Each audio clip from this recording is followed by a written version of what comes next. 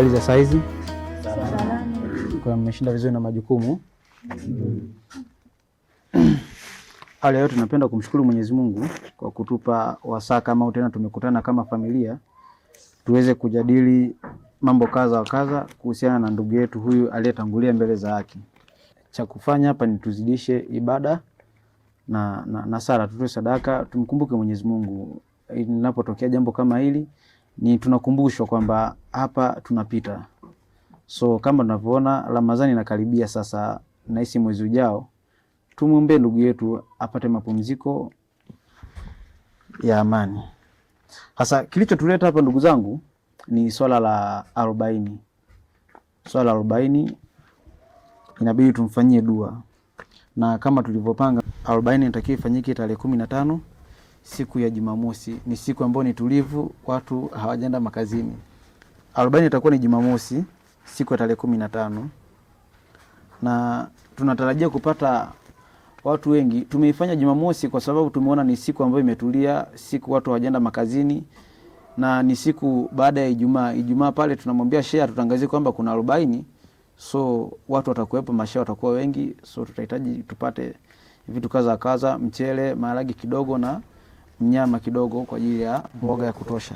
Sasa kwa tathmini ya haraka ili kuweka ratiba iende haraka, nilikuwa na tathmini tupate ng'ombe 2, maharage debe 1 na mchele gunia 2. Sawa? Na tumefanya mawasiliano na mjomba wenu wa Dar es Salaam. Mjomba wenu tunamkumbuka mjomba Okelo. Amesema yupo njiani, mvua sasa hivi zinanyesha. Sijui atakuja na mchango gani kwa sababu alikuwa ni rafiki mkubwa sana wa mjomba wake. Si ndio dada? Kwa tunamsubiri. Sasa ningependa kukaribisha maoni, mnaonaje kuhusiana na hiyo tarehe pamoja na contribution ambayo itafanyika? Ndugu yangu unasemaje? Hilo jambo tungemwachia mjomba. Tungemsubiri mjomba tuje tuone anasemaje. Lakini dada, si uliongea na kakako? Nimeongea naye hapo njiani anakuja. Sasa mvua hizi, simu yake haipatikani sasa hivi, sijui shida nini. Lakini sio mbaya kijaribika kitu. Mzee, ulikuwa unachangia nini ndugu yangu?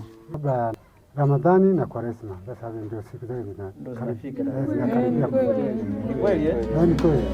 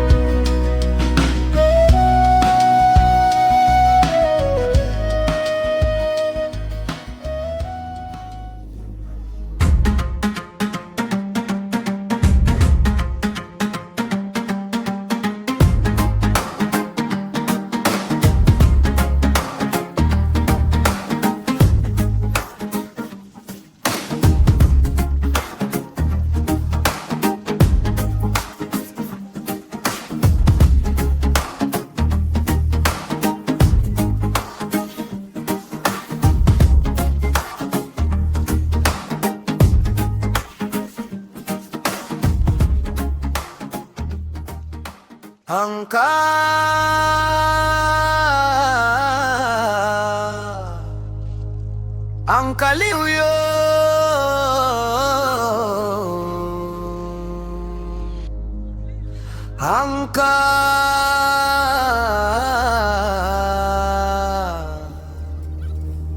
ankali huyo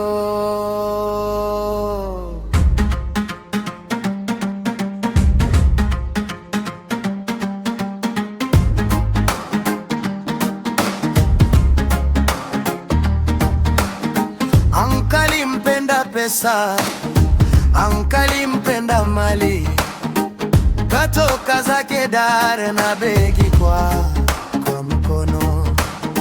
Ankali nia yake kijijini ni wosia, wosia wa ankali ni moja zake mali, aloachiwa na mjomba, maduka mawili mtawa Dambi.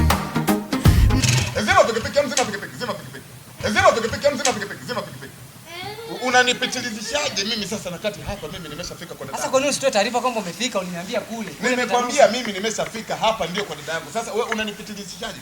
Tufanye umefika bwana. Sio tufanye nimefika bwana. Allah. Wewe vijana mnakuwa na adabu gani? Mimi nimekwisha kufika hapa nimefika nipo kwa dada yangu. Sasa unataka nipitilize? Unanitaka kuniongeza machungu nilio. Unajua na machungu gani yaliyonileta hapa? Au unataka kuniongeza machungu tu? Hebu nieleza shilingi ngapi? 5000. Nasemaje kijana?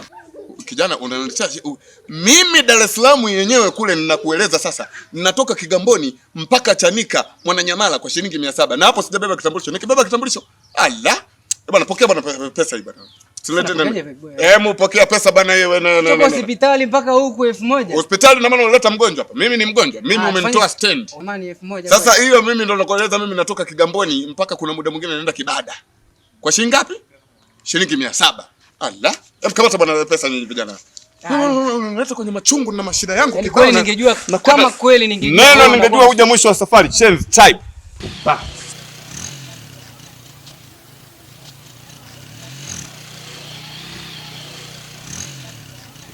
Na suti lako kali bokoropa papilonso.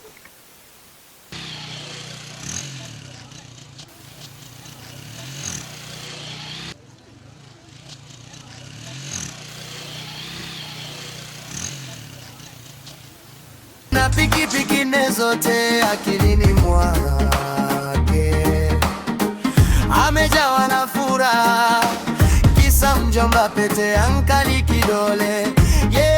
Wali ankali awade.